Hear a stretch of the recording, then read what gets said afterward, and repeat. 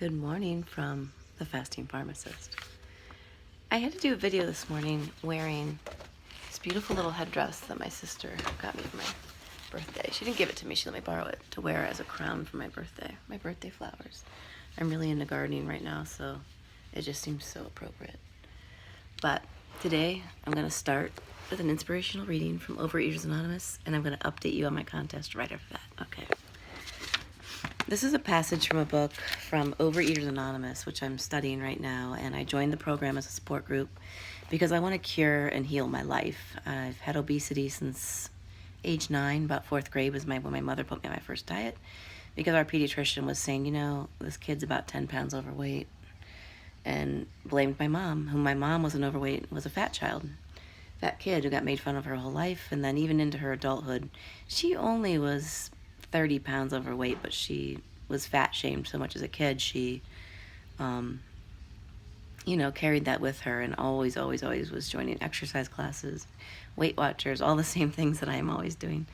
And it was a big deal to her. And so when the pediatrician kept saying, you know, who's bringing all this food into the home, Mrs. Bowe? I don't think that this 4-year-old or 6-year-old who's fat is doing her own grocery shopping. So basically, they read my mom the riot act, my mom and dad, and, shamed and guilted her for me being fat. So about 4th grade, my mom felt concerned and hired and paid my neighbor to take me for a walk. So right now, I'm going to read a little excerpt from Overeaters Anonymous 3rd edition, about,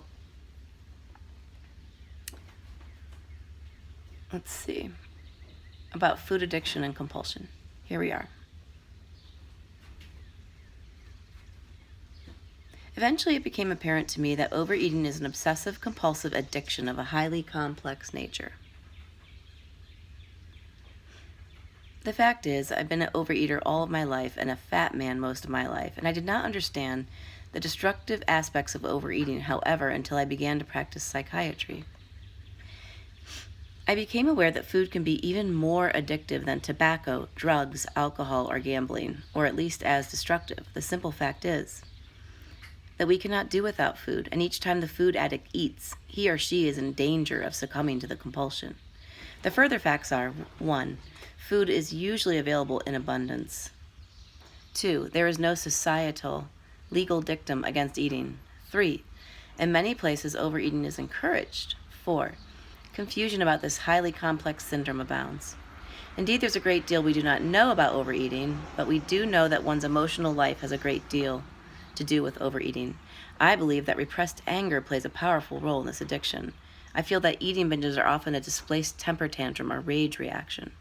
I also believe that the roots of this condition can often be traced to the earliest times in our lives and to early and complicated family relations.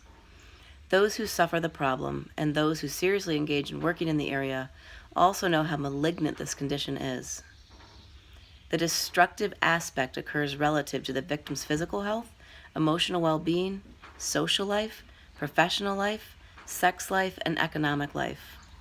We also know, unfortunately, how limited all treatment modalities have been to date in effecting sustained relief, let alone cures. We know, too, how obese people have been patronized, prejudiced against, and exploited for economic gain. Charlatans and chicanery abound. Millions of dollars are made off the suffering of fat people. And this condition is probably the most prevalent health problem that exists in the American population. The numbers of people who are driven to seek help make commercial enterprise in this field of big business. I'll stop right there. It goes on and on, but this book is fascinating, and it's everything it says I agree with. So, quick update, and I'm going to get going off of here. My contest for my healthy wage, where I'm trying to lose $3,000 or receive a check for $3,000, I placed a bet on myself. I picked the amount of time and how much money. This morning, I have 2 scales. My upstairs scale says I have 8 pounds to go in 10 days. The downstairs scale says I have 9 pounds to go.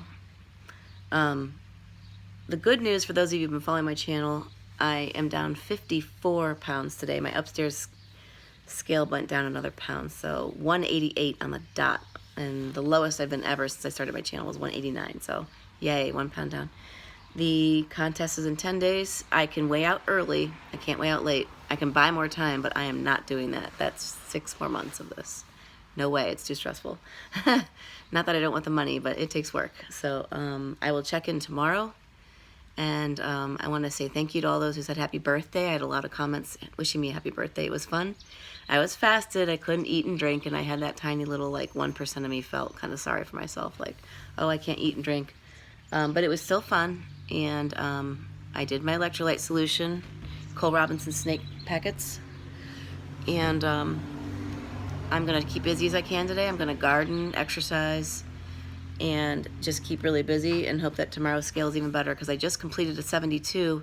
I did not do a refeed. I'm trying to go for a 5-day. I've never done a 5-day in my life, personal record. So I passed 3 days last night. Now I'm working on the 4th day with no food, and then tomorrow would be the 5th day.